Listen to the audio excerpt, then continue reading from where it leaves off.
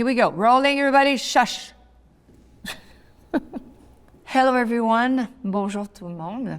Take two, please. Hello, Vogue. This is Céline Dion, and this is my life in looks. Whew. Yep. Okay. Wow. It's quite something. The first page, I was obviously dressing myself at that time. It's like deciding my songs. Why did I choose that outfit? How did I choose my outfits? Pretty much the same thing as people would propose songs to me, and I would pick the songs that I like, that I think that I can serve. But for the clothes, I thought I looked hot. But looking today, I have to respect that very much, because you look at my face and my energy and the way that I own the jeans and the top and the microphone and the stage and the guitar player, and it was fashion change, life changes. It's touching for me because it's my early days, it's the same passion, it's the same me. Should I really have the courage to turn the next page? Speechless. My husband and I got married in '94, December 17, to be precise. I still feel his presence so much. This is a moment that will be with me for the rest of my life. The dress couldn't have been big enough. I could have had 3 times the size on my head. I could have had 6 different dresses that night, because he was and is still such a wonderful human being. He brought the best of me. He really did. This big piece is not glued to my head, obviously. It has been sewn. So no problem, I can manage the weight. And when you're so happy, there's no weight, there's no problem, there's no pain. We kind of rehearsed one time with the dress and the big veil and all that. And it was in a big ballroom, and it was all made of like beautiful wooden floors. I practice and everything is smooth and everything is fine. But when I had to walk the cathedral, it's no wooden floor, it's carpet. I had an immediate facelift. I start to walk and I go like, and it's like, am I gonna make it? Am I gonna make it to my future husband? But like I said, oh, I'm gonna run to you. I did. So all night, all great, people happy. But when we removed the tiara, I had a cut because the pressure was too much. The next day, I wake up, I look at myself in the mirror. I have the size of an egg in the middle of my forehead. I look at my husband and I said, it's too late now, we're married. But it's so huge that it makes my eyes look like this. I'm like, okay, let's go to the doctor. So I had to be on antibiotics for about 3 weeks. But here it is. I look good in that dress. Well, just because I love red. But it's a Versace dress too, come on. It's pretty amazing for me to discover this. I have bought everything in my life. If it was not possible to buy it, well, it was not possible to buy it for whatever reason, because it's not even in production yet. So it's just being released 3 days ago, and I can borrow it. Otherwise, I would buy all the stuff. But at this age, still very young, beautiful dress from Versace. Versace was one of my favorite designers, of course. It is a lifetime memory. There's a big story about this picture because James Cameron, the director of the movie, did not want any song. He said, my movie is great enough, I don't need any songs. The writer came, I think secretly, and I was in Las Vegas, René and I were there, and he started to play us the song. Yeah, far, wherever are you? And my husband is watching me and he's watching him, and he said, James, we should stop right now. And I'm like, and I'm looking at René and I'm like this. I don't want to sing the song. So he says to the writer, he says, James, I have an idea. why don't we just go to Los Angeles? We'll do like a little maquette, a little demo. She can put her voice on it. When he said that, obviously I knew that I was going to be in trouble. I don't want to sing the song. The director of the movie doesn't want to have a song in his movie. And I know that when I get into a studio and I hear music, I get into a character. And I even sell it to myself. So I start to sing the song. It tells me about the story of the movie a little bit.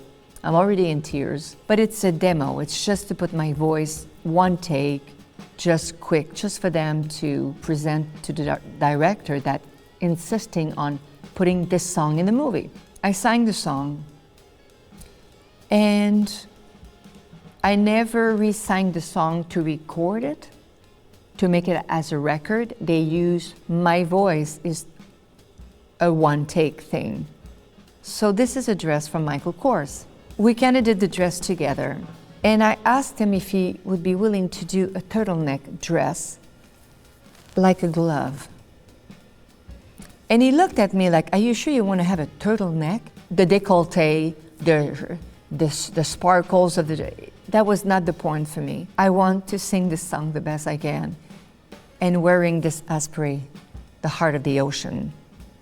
This is the moment, the Oscar, the dress that I felt good in, and it won. Wearing John Galliano was pretty fantastic. I thought my stylist made a mistake by putting this outfit the other way around. Well, we just left the turtleneck, and now we're having a jacket that's open in the back.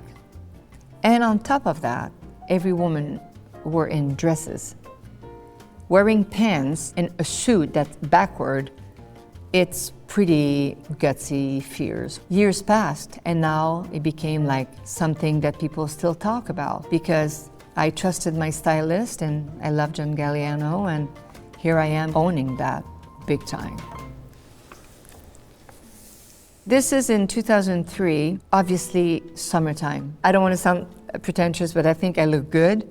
That hair was because I was already on stage, my first residency with Franco Dragone, with A New Day, and my hair got bleached and short and shorter and shorter and shorter. Women do that, and it's fun, whether it's like wardrobe, hair, makeup, songs, music, style. But I remember that I had to leave wearing this dress to go and do a performance. Nobody told me, obviously, that there was a big ramp going down, and I did not have any anti-slippery under my shoes.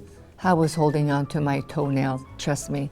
But I love that look. I don't know if it's the collar, but I love it. I just love it. Oh, this one, okay. I think it's La Roche, who had the guts to make me wear something that's basically iconic, the Titanic. He loves and he's very passionate about fashion and to be creative and trying to find something that exists already, but make a twist out of it. I'm coming out of this hotel with the Titanic, and the ship is sinking, and I'm like, but it went viral, and it was a big thing. So that's his talent. He knows when it's time to do something, and I guess it was time. I love that dress so much. The cloud, and I think the crowd loved that dress as well. But what I loved is that the director and the way that he presented, I was in the middle of a chandelier. I was surrounded, I was in the middle of the chandelier. It was very touching for me because the whole crowd, the whole place sang with me that night. Their voices was captured into my ears through the microphone, and I could hear. I had a choir that night and a cloud dress, so it was amazing. That was a photo shoot, so much fun, so much work. It was for Vogue magazine, very haute couture and crazy. I couldn't believe what they presented to me. I said, that goes on my head. I thought it was a cake, and it was amazing. It was just amazing. Le Moulin Rouge, it was a night out. Everything about Paris is la vie en rose, and the sky's the limit. And you look at people walking, and it just feels that whatever you love, for me, I want to love more when I'm in Paris. It makes me love things more. So it's difficult to come back home. This one is my first Met Gala in 2019, actually, Oscar de la Renta. Forget about it. I'm like, just amazing. The bangs, the hair is gold, and this, another piece. I don't know what's going on with pieces on my head. Those feathers on my head that night, it was not easy, but I loved myself so much. And there was a party after, so they did a dress for me after that I loved as much. It was amazing. I think Cher did perform while we were having this dinner and walking in this place that I'm like, who are we? Where are we? Where are we going with all that? It is tipped by spectacular. This is the night to be. I was honored, and then Cher comes and performs, and we're like, I was like, I'm done. I'm like, this is it. Paris. I just see something right now. The heart of the ocean that I'm wearing right now, I did not buy it. Just to set the record straight here. I always buy my stuff. I always buy everything. Calm down. This is a replica. You can buy it in Paris for $10. And I just wanted to say, on top of it, like it's not enough to have a one-sleeve jacket, short skirt, bob hair, pointy glasses. Let's add one more thing to all that. We're gonna bring the Titanic back. You're gonna wear aspirate the heart of the ocean. Sing that song one more time and spin. It's the fake one, but I wore it like it was the real thing. I can't put all this together, but I love to play, and you have to trust the people that you work with. And I trusted him, and I guess people loved that. And it was fun. It was a very nerve-wracking, and at the same time, a big honor. That magic, that excitement, to see the fans, to see the crowd, to see show business again. It took a lot out of me, but my son, René Charles, RC, came and gave me his support. And to present the award, the Album of the Year, to Taylor Swift, it's an honor because she's having the time of her life, and I'm the one who's presenting it to her. But it's always very, very touching when you have a standing ovation. I was like, I can walk on stage with a coat? Oh yeah. You can do whatever you want in fashion. Let's have a good time. Wear that coat, own that coat, go for it. And it made me feel better for a moment to hold on to this coat, to hide myself a little bit from all these little things. I got my own imperfections. I got my own. Hold on. So, we did it. Well, thank you very much, Vogue. This has been my life in looks. Thank you. It's time for me to sign it now.